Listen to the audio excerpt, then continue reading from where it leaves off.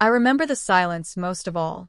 Not the silence of empty rooms or quiet streets, but the particular silence that settles inside a person when they realize they have been performing a version of themselves for so long that the original has become difficult to locate.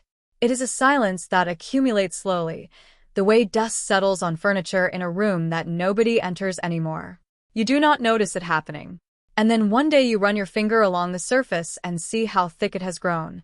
I was perhaps 7 years old when I first understood that the world had a very specific shape it wanted me to fit. My father was a man of few words but enormous expectations, the kind of man who communicated approval through the absence of disappointment rather than through direct praise. He wanted a son who was solid, decisive, untroubled by feeling.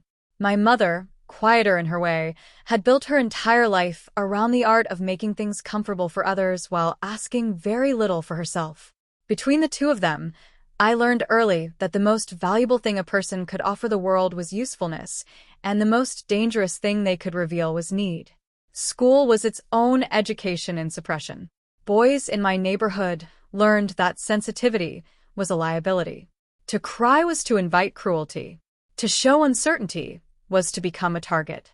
I watched other boys figure this out at different speeds, some of them arriving at hardness naturally, others constructing it deliberately the way you might build a wall, brick by brick, until even they could no longer see over it.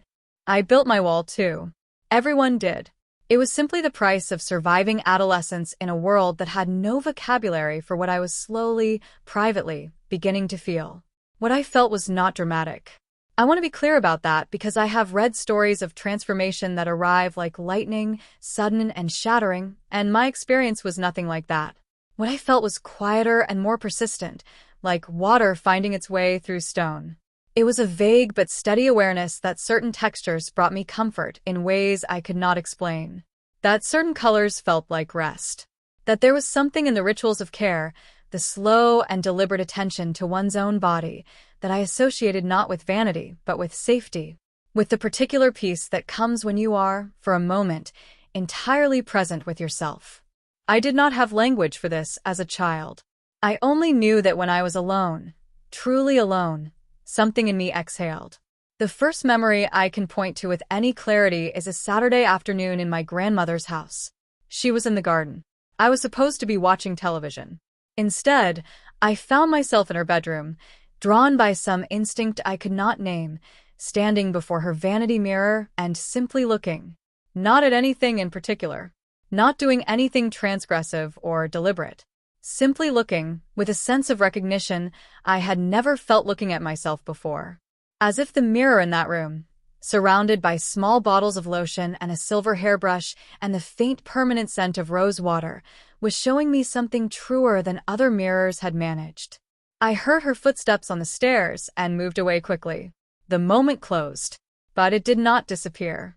It went instead into that interior room where certain memories live, the ones that are too tender or too confusing for regular handling, the ones you return to in the dark, not to analyze but simply to revisit, the way you might return to a place that once made you feel safe even after you can no longer explain why.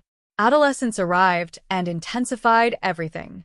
The body becomes a project during those years, something to be managed and monitored, and for most of the boys around me the project was about expansion, about taking up more space, about proving through size and volume and noise that you had arrived at some acceptable threshold of masculinity. I went along with it. I joined the rituals. I learned the language.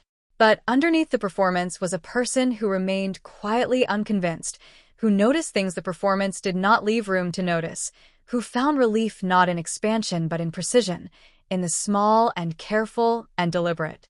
I noticed, for example, how my mother organized her morning, the orderliness of it, the way she moved through each step with a kind of meditative attention that transformed routine into something almost sacred. She was not a woman who spoke much about inner life, but watching her, I understood that she had one, deep and particular, and that these small rituals were its expression. I wanted that. Not the specific forms, perhaps, but the principle beneath them. The idea that caring for oneself was not frivolous, but foundational. That the body was worthy of attention and tenderness rather than merely use. I carried this understanding quietly through my teenage years, not knowing what to do with it, not knowing that anything needed to be done.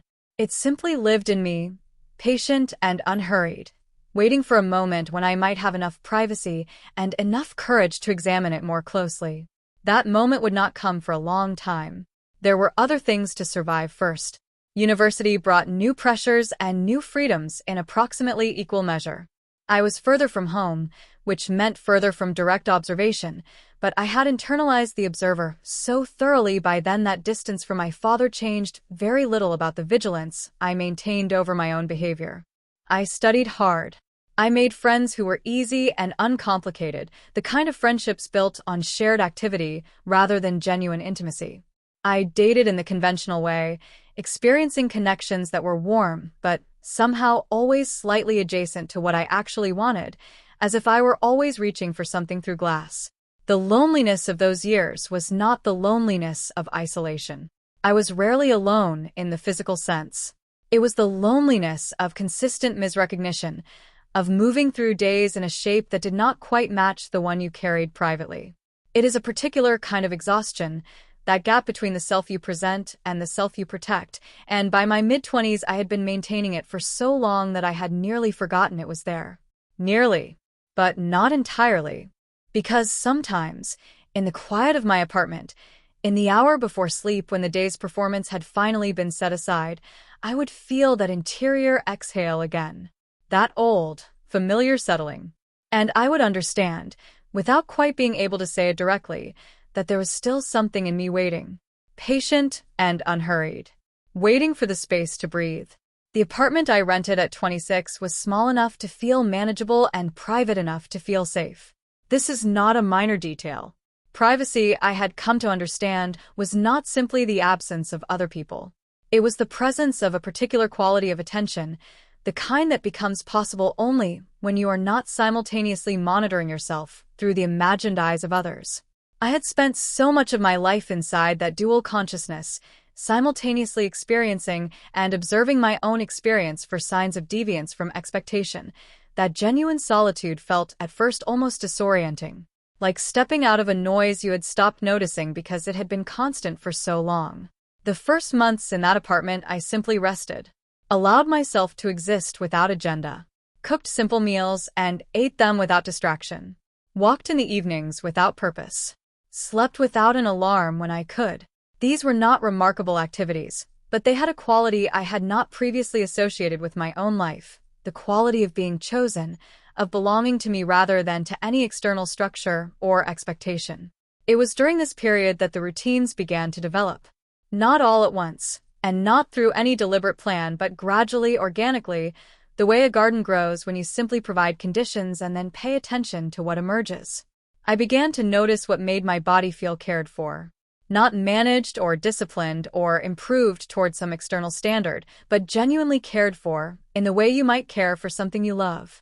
Skincare arrived first, and I remember the slight self-consciousness of it, standing in the pharmacy aisle, looking at products that I had always walked past as if they belonged to a different aisle of life entirely. But I had developed a dryness around my eyes, nothing serious, and a colleague had mentioned a simple routine that had helped her, and so I bought the things she recommended and brought them home and stood at my bathroom mirror that first evening with a kind of tentative curiosity, not performing anything for anyone, simply trying something. The effect was not dramatic. The skin improved marginally. But that was not, I would come to understand, the real effect. The real effect was the quality of attention itself, the standing still, the deliberateness, the act of touching my own face with care, slowly, without hurry, as if the face were worth the time. It sounds small described that way. But I had spent 26 years treating my body as primarily a vehicle for getting things done, maintaining it with the efficient minimalism of someone who considers upkeep a distraction from more important business. To stand at a mirror and give my face 10 unhurried minutes was, for me, a genuinely new experience. And the peace it produced was disproportionate to its apparent scale. I kept doing it, added to it slowly, learned, through reading and through experiment, which textures and formulations my skin responded to, developed preferences, found that the ritual of it, the sequence and the repetition, had a meditative quality that nothing else in my days quite matched. In those 10 or 15 minutes, I was not managing anything or achieving anything or being assessed by anyone. I was simply present with myself, in my body, attending to it with the kind of gentleness that I had never quite known how to direct inward. This, I would later understand, was the beginning of what I came to think of as the gentle transformation. Though I did not name it then. I simply noticed that I was becoming, very slowly and very quietly, more comfortable inside my own life. The routines expanded.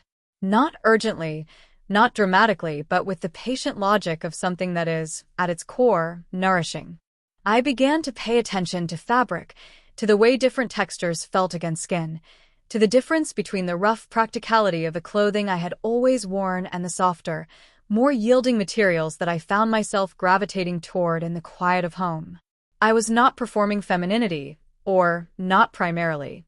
I was simply following the thread of comfort wherever it led, allowing myself to prefer what I actually preferred rather than what preference had been assigned to me. There is a particular kind of cultural pressure that operates not through explicit instruction but through ambient example, through the accumulated weight of what is shown as normal versus what is shown as other. I had absorbed this pressure so thoroughly that dismantling it felt less like rebellion and more like archaeology, like carefully removing layers of accumulated sediment to find what had been underneath all along. Each small choice made in the direction of genuine comfort was an act of excavation. The person who emerged was not dramatically different from the person who had been buried, but he was quieter, more settled, less at war with himself. I bought a silk pillowcase because someone wrote convincingly about its benefits for hair and skin. I began keeping small plants on my windowsill because they required daily attention, and that attention grounded me. I spent Sunday mornings slowly, with tea and without agenda, allowing the hours to unfold rather than filling them. These things sound, again, like very small things. But the cumulative effect of many small things chosen deliberately, chosen in the direction of care rather than efficiency, is not small at all. It is, in fact, a life reoriented. The loneliness of those years had not disappeared. I was still moving through the world in ways that did not always feel accurately matched to what I carried inside. But the interior room had grown warmer. There was light in it now, and the person who retreated there in the evenings found something worth returning to. I should say something about the social dimension of this, because it did not exist in isolation from the relational world, even if it was primarily private. I had friends who knew me well enough to notice that something had shifted, though none of them had language for what had shifted or, I think, any particular curiosity about it. I seemed more at ease, was the general observation. Less pressured. Less likely to perform the old bristling energy that passes for masculine confidence in most professional and social settings. I seemed, one friend said once, almost carefully more like yourself. I carried that observation for a long time. The other element that developed during this period was an increasing sensitivity to the experiences of others who had navigated similar territory, not through any active seeking but through the way attention, once directed, finds its material. I began reading, carefully and widely, about the varieties of human experience with gender, with identity, with the quiet distance between the self one presents and the self one protects. I read not to categorize myself or to arrive at conclusions, but simply to understand, to feel less alone in the particular shape of my own interior life. What I found consistently was that the experience of holding a private self at some distance from a public self was not unusual, was, in fact, a near-universal feature of human experience in cultures that enforce narrow definitions of acceptable selfhood. The specific forms varied enormously, but the underlying structure, the gap, the maintenance of it, the exhaustion of it, and the quiet relief of moments when it briefly closed was recognizable across vast differences of context and circumstance. I found this comforting in ways that are difficult to articulate. To be less alone in something is not the same as having it resolved, but it changes its weight considerably. In my early 30s, I met a person who changed the quality of my understanding. Her name was Dina, and she was not a romantic partner but a colleague who became, over the course of several years, the kind of friend that arrives rarely in a life. Someone with whom genuine conversation was possible, the kind that moves beneath the surface of the reportable and into the actual. She was perceptive in the way that certain people are, not aggressively or analytically, but with a quality of patient attention that made you feel in her company that the parts of yourself you usually kept carefully managed might be allowed to simply exist for a while. She noticed things, not in an intrusive way, but in the way of someone who is genuinely curious about the people around her. She noticed, for example, that I had opinions about textures and materials and the quality of light in a room that were more developed than most people she knew. She noticed that my home, which she visited twice, had a quality of intentional calm that she described as surprising given what she had expected. She noticed that I listened differently than most of the men she knew, with a quality of attention that allowed for silence and uncertainty rather than rushing to resolve them. She did not make conclusions from these observations. She simply reflected them back to me over time, casually, without agenda, in the way of someone who finds another person genuinely interesting and wants them to know it. It was in this context, in the particular warmth of being genuinely seen, that I first spoke aloud, however partially and haltingly, about some of what I have been describing in these pages. Not all of it, and not with the clarity that retrospect allows. But enough. Enough to name, for the first time in any conversation, the distance I had always maintained between my private and public self. Enough to gesture, vaguely but genuinely, toward the routines and their meaning. Enough to say, without quite saying it directly, that I had spent most of my life feeling slightly misallocated by the categories available to me. Dina listened, and then she said something that I have thought about many times since.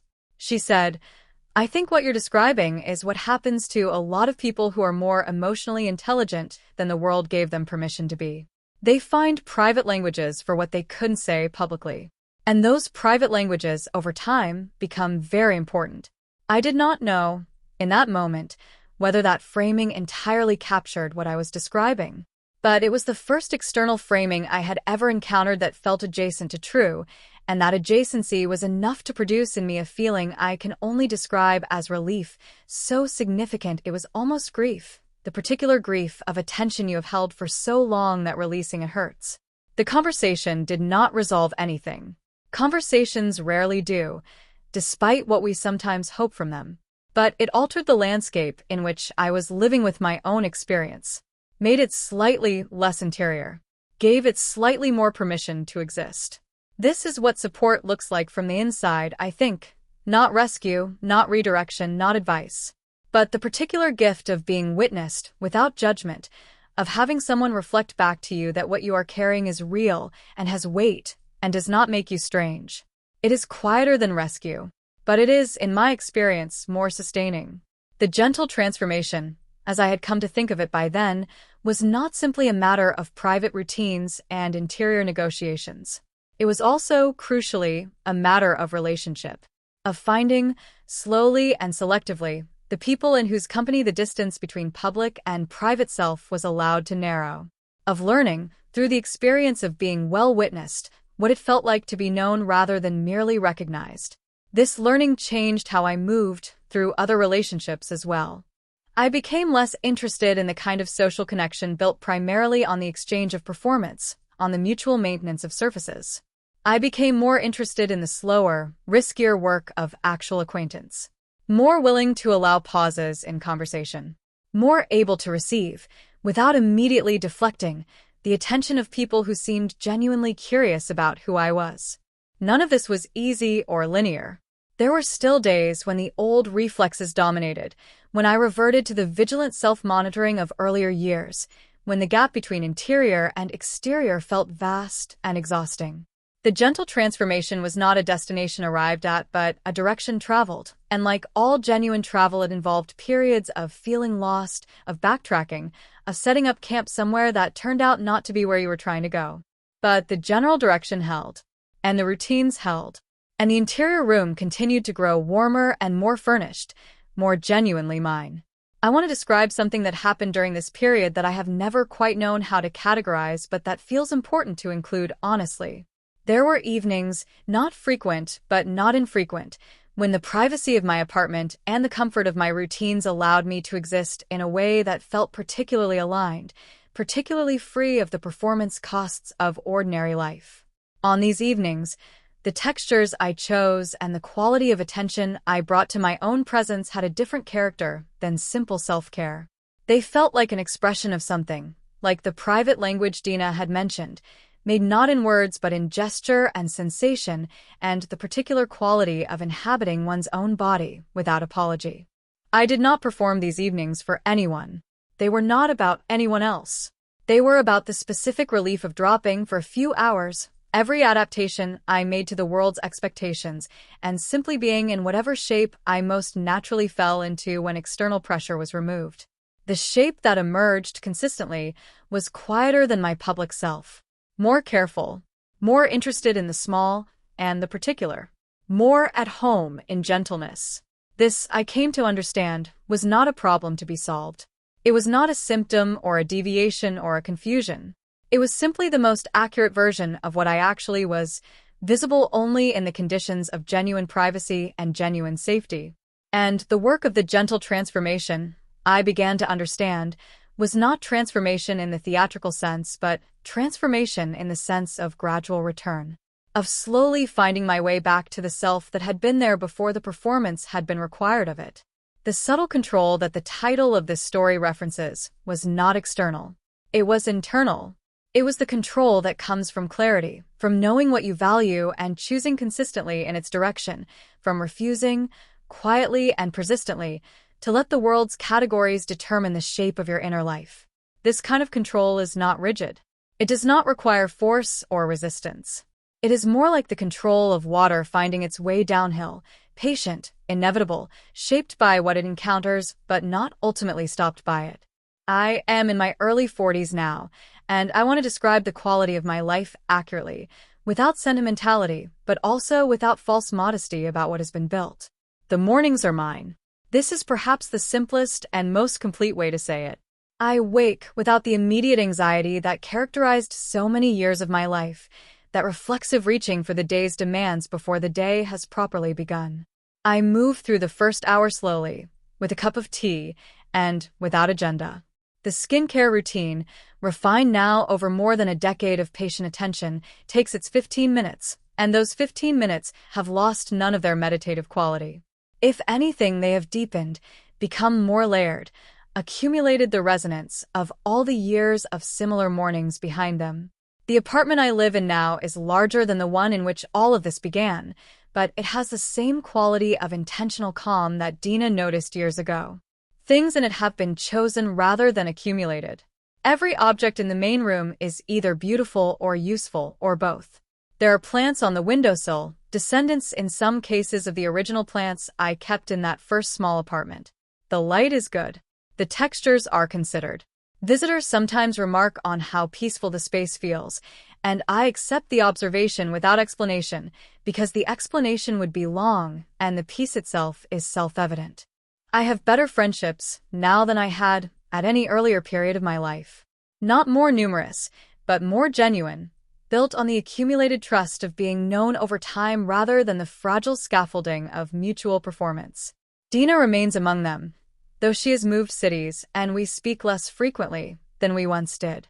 There are others, a few, each of them people in whose company the distance between my public and private self is allowed to be small.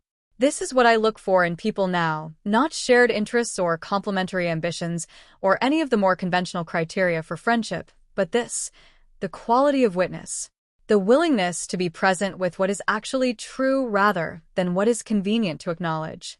My professional life is solid and unglamorous in equal measure, the kind of career built on sustained competence rather than dramatic achievement, and I have made peace with this in the way that I have made peace with most of the distances between aspiration and reality, which is to say through the slow work of understanding what I actually value, as opposed to what I was taught to value. I was taught to value scale and recognition. I have come to value quality and integrity and the particular satisfaction of work done carefully and well. These are not the same things, but the latter, I have found, is more reliably available and more genuinely nourishing. The question that remains, and that I want to address directly, is what the gentle transformation has ultimately been about. What, after all these years of private language and interior archaeology and careful self-permission, has actually been transformed. The answer, I think, is not what the word transformation might suggest. Nothing dramatic has shifted. I am recognizably the same person who stood in his grandmother's bedroom at 7 years old, drawn by some instinct toward the particular piece of that vanity mirror. The instincts are the same. The needs are the same. What has changed is the relationship between those instincts and the life being lived. The gap has narrowed. Not closed entirely, perhaps, because some gap between private self and public presentation is simply the condition of living in any social world, but narrowed to a width that no longer produces, most days, the sense of chronic misalignment that characterized so much of my earlier life. I take care of myself with a consistency and a quality of attention that I could not have imagined at 20. Not because I have become vain or self-involved, but because I have come to understand self-care as an ethical practice, as an expression of the basic respect that any living thing deserves. To attend to my body with gentleness, to create conditions in which my interior life has space to breathe, to choose, wherever possible, comfort and beauty and deliberateness over the merely functional. These are not luxuries. They are, I have come to believe, necessities. The foundation without which genuine presence in the world is not possible. The subtle control revisited. I think what I mean by this phrase, finally, is the particular kind of authority that comes from self-knowledge. Not the aggressive authority of dominance, which has never been my mode, but the quiet authority of someone who knows what they value and acts consistently in its direction, who is not easily destabilized by the world's attempts to categorize them, who has built, over many years and through many small choices, a life that is genuinely theirs. This authority does not require explanation or defense. It simply exists in the quality of the morning routine and the texture of the apartment and the character of the friendships and the steadiness with which I meet the ordinary difficulties of adult life. It is visible, I think, to people who are paying attention, though most people are not paying that particular kind of attention, and this has stopped bothering me. The peace does not depend on being recognized. It simply is. I think about the 7-year-old sometimes, standing at that vanity mirror in the afternoon quiet, feeling something that had no name yet, something that was simply the recognition of a quality of existence that felt more true than the one being offered to him. I think about all the years between that moment and this one, all the maintenance of surfaces and the exhaustion of performance and the private language developed in the spaces where performance could be set aside. I think about how long it took and how patient the thing inside me was, waiting for the conditions in which it could be expressed without apology. I want to say to that child, it takes a long time, and it is not linear. And there will be periods when the gap feels unbridgeable and the performance feels like the only option, and the interior room feels very far away. But the thread does not break. The instinct does not disappear. The thing that drew you to that mirror on that Saturday afternoon is real, and it is yours, and it will still be there when you have finally, slowly, built the life in which it has room to breathe. The transformation is not an event. It is a practice. It is the daily choice to attend to what is actually true about yourself with the same patience and gentleness you would offer anything you love. It is the accumulation of those choices over years and decades until they become not choices at all, but simply the character of a life, the particular texture of an existence that is, finally, and without apology, your own. I finish my tea. The morning light moves across the windowsill. The plants are doing well. This is enough. This is, in fact, exactly enough.